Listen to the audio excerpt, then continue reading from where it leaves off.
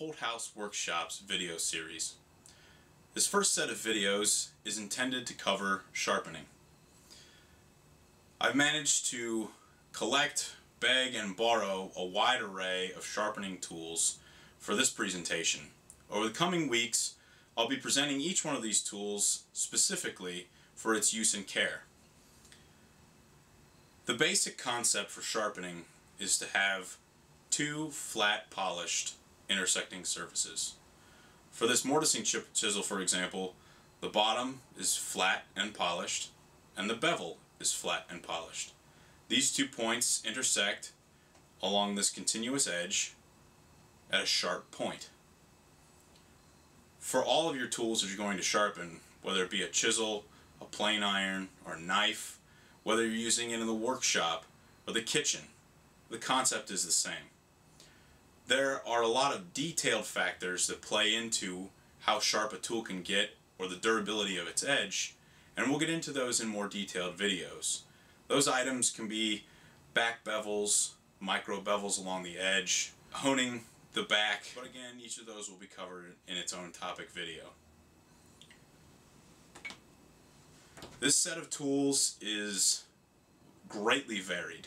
We've got everything from water stones to sandpaper technique to some powered techniques that we'll cover just briefly today. Each of these tools are either on loan to me or part of my personal collection. Over the years, I've managed to spend a lot of money unnecessarily on sharpening techniques. The basics are simple. Flatten each edge of the tool that you're trying to sharpen. The problem is I would start with one technique and find it wasn't working fast enough, wasn't efficient enough, or I couldn't get a keen enough edge. So rather than keep practicing at it, I moved on to another technique. This is a very expensive mistake. I recommend if you pick a technique, stick with that technique. Perfect your craft. Let's start with water stones. Water stones were my first sharpening technique. I've got a King 8000 grit water stone and several stones of lesser grit. This one's a 400, and I've got one that has two sides on it, a coarse and a medium. Water stones are easy to keep clean. The biggest issue with water stones seems to be that they hollow very fast.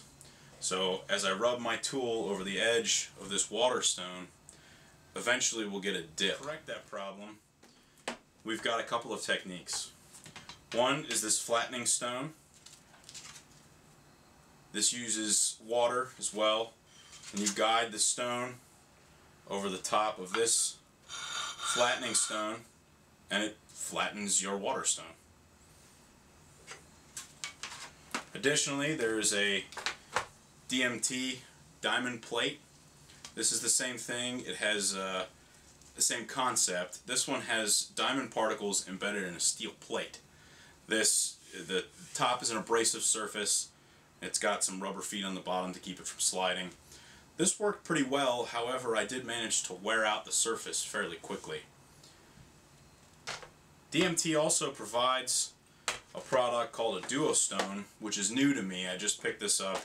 I found the other techniques were a little slow in lapping backs of tools. I needed something a little quicker. This is their 10 by 4 inch duo stone by DMT.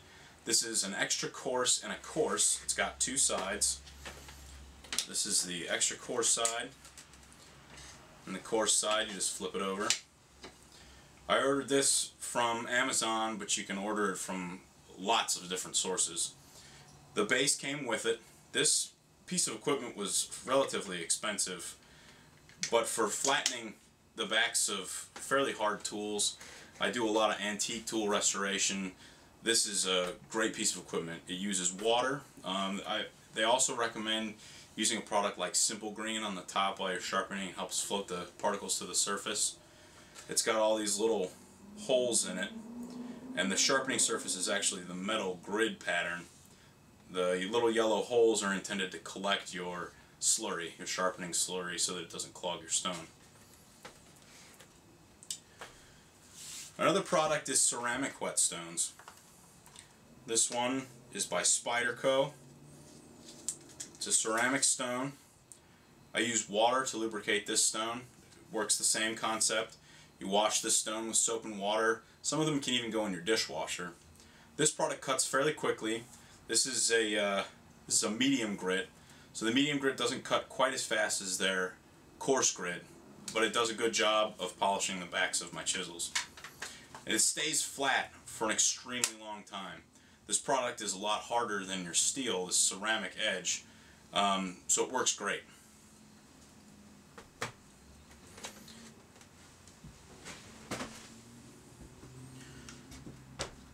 Next we've got some oil stones. These are some antique oil stones. Oil stones should last a very long time. They do, however, need to be flattened just like your water stones.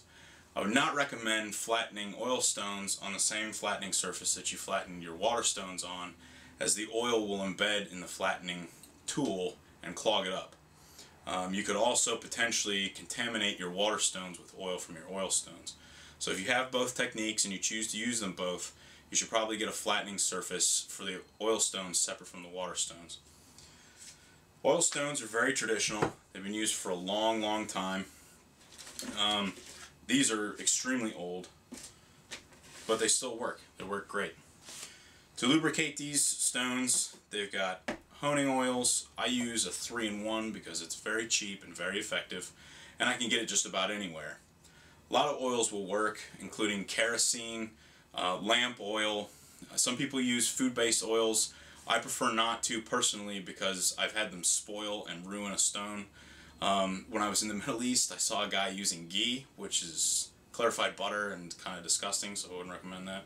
But I've heard of people using things like olive oil, vegetable oil, those types of non-spoiling cooking oils, which will work also. Basically, you just want something thin enough that will float the cutting particles to the surface and clear your stone. An important part to remember is mixing oils is not always a good idea. Sometimes if the oils are similar viscosities, it's not such a big deal. But if you start mixing back and forth, careless of viscosities, you may end up gumming up or clogging your stone, rendering it useless. You can clean the stones, however. Sometimes soaking them in alcohol or kerosene will float the particles out and they'll be reusable. Or you can, under a bath of kerosene or under a bath of lacquer thinner, you can rub them across the surface of some sandpaper to flatten the top and free up those particles. So they are revivable, but it is a lot of work. This product is a tri-hone sharpening system by Woodcraft. Again, I'll go into detail with this more in its detailed video. However, this product I've had trouble finding from Woodcraft anymore, but there are several other makers who make a tri-hone system, which is basically a similar, if not almost the same product. These stones are synthetic oil stones, but they work just like the regular old oil stones, or traditional oil stones, in that you soak them with oil and you apply a little oil before you sharpen with them, and it keeps them free and clear. The nice thing about this one is that it comes with a reservoir. It comes out of here in this nifty plastic carousel, and you've got 3 different grits right at your disposal. It's very transportable if you're on the job site a lot, or if you do a lot of timber framing, which we'll be getting to in the Polthaus workshop video series later on this year. This product I see coming in handy a lot. It's very portable, very simple, and quick to set up. And with all 3 grits, I can put a pretty decent edge on a woodworking tool for a lot of field carpentry.